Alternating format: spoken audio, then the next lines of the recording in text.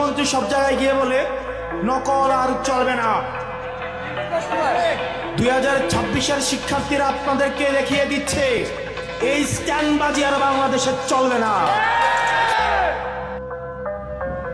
হাঁটু সমান পানিতে, বুক সমান পানিতে 2026 সালের এইচএসসি পরীক্ষার্থীদের আপনি ডুবিয়ে ডুবিয়ে আপনি পরীক্ষা দিতে বাধ্য করেছেন।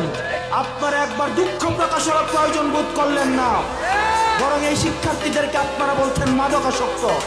শিক্ষামন্ত্রী, আপনি যাদেরকে ফার্মের মুরগি বলছেন, এই ফার্মের মুরগিরা রাস্তায় এসেছে বলে আজকে শিক্ষামন্ত্রী হয়েছেন। এই ফার্মের মুরগিরা রাস্তায় নেমে এসছে বলেই শিলং থেকে এসে সংবিধান বিশেষজ্ঞ হয়েছে। এই ফার্মের মুরগিরা রাস্তায় এসেছে বলেই আজকে লন্ডন থেকে এসে বাংলাদেশের প্রধানমন্ত্রিত্ব করছে।